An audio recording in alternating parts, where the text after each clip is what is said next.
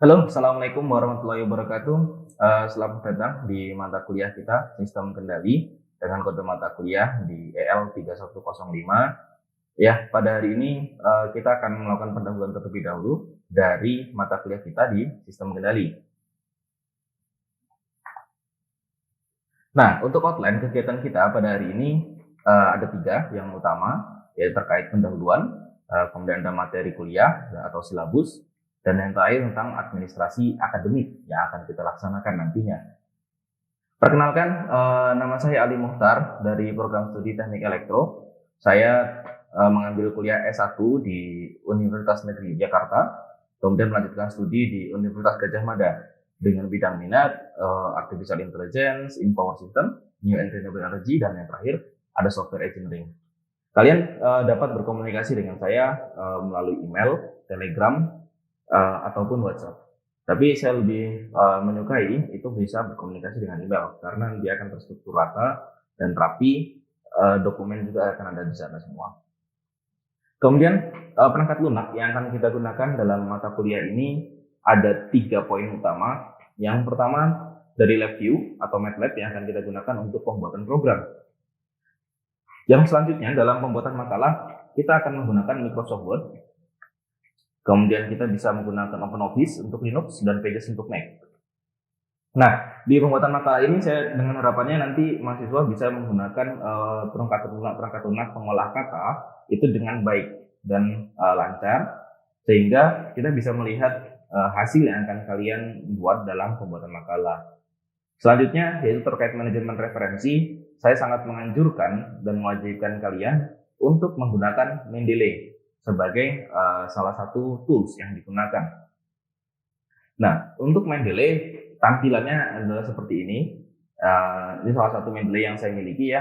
Di sini kita bisa melihat authornya seperti apa, siapa saja, kemudian title-nya, judul dari paper yang akan kita gunakan referensi, tahun terbitnya, dan penerbitnya.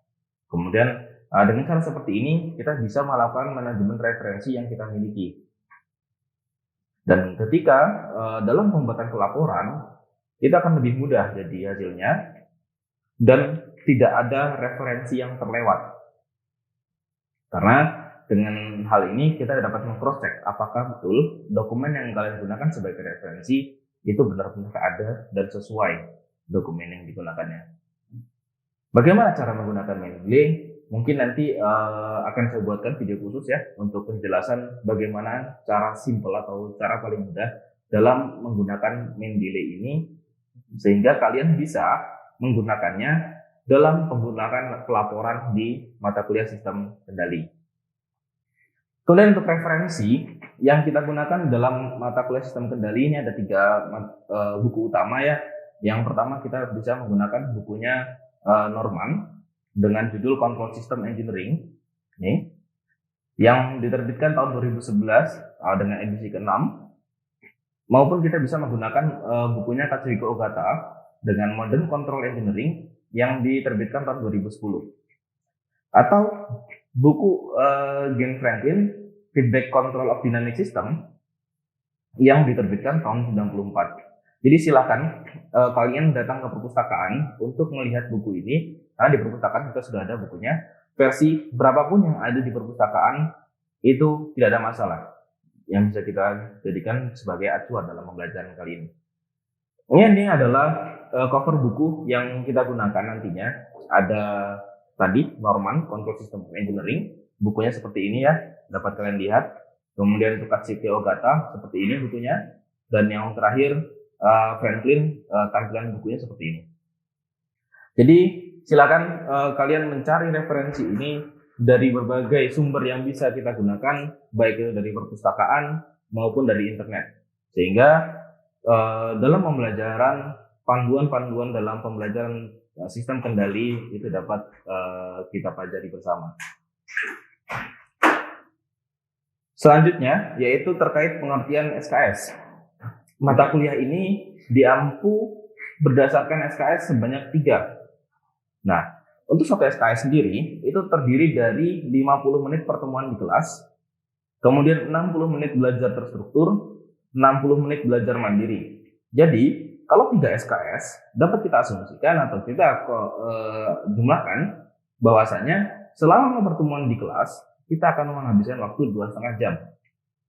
Kemudian kalian akan mendapatkan 3 jam belajar terstruktur dan 3 jam belajar mandiri. Nah, inilah waktu yang akan kita gunakan dalam video pembelajaran kali ini. Silahkan nanti kalian mencari resource tambahan selain video yang saya berikan untuk mendapatkan SKS yang penuh pada setiap minggunya. Dan dari sini sebenarnya kita bisa mengkorelasikan bahwasanya kalian punya waktu 6 jam selama 1 minggu, sehingga kita bila breakdown setiap minggunya itu kalian hanya punya libur 1 hari, yaitu di hari Minggu. Berarti kalian punya kewajiban 1 jam setiap hari untuk belajar terkait sistem kendali. Baik itu digunakan untuk menyelesaikan tugas ataupun memperdalam materi. Bahkan terkadang jika kalian masih membutuhkan support tambahan di dalam memahami materi, kalian bisa mencari materi pendukung atau mencari materi-materi yang belum kalian kuasai. Itulah di waktu 1 jam setiap harinya. Jadi kalian punya porsi 6 jam dalam pembelajaran sistem kendali. Oke. Untuk aktivitas kelas, kita ada 3 aktivitas utama. Yang pertama ada tugas individu, yang kedua ada tugas kelompok, dan yang ketiga ada mid semester dan ujian akhir. Ini adalah aktivitas yang ada di kelas. Kemudian dalam penerapannya, aktivitas kelas ini akan saya bagi menjadi satu kegiatan, yaitu berupa solve problem. Nah, pendekatan pembelajaran yang saya gunakan pada kali ini yaitu menggunakan pendekatan flip classroom.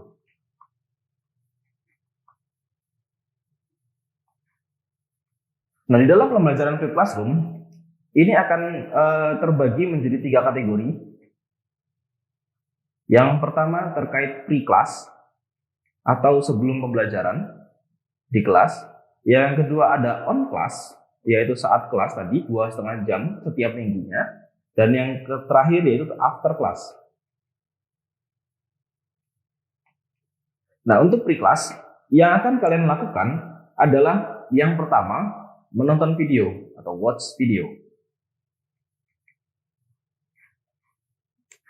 Setelah ini kalian juga bisa melakukan pembacaan terhadap materinya yang akan kita bahas nantinya. Jadi di sini kalian perlu untuk melakukan read text, membaca buku. Jadi sebelum masuk ke kelas, kalian harus sudah menonton video, sudah mempelajari materinya yang ada, dan jika ada, nanti akan ada kuis berupa online kuis. Sehingga ketika sudah masuk kelas, kita sudah tidak mempelajari hal tersebut lagi. Ya, ketika di kelas, yang akan kita lakukan ada satu yang terkait. Pertama adalah solve problem. Kita akan mencoba menyelesaikan permasalahan-permasalahan yang ada terkait dengan sistem kendali. Selain solve problem, kita juga akan melakukan yang namanya activity work group.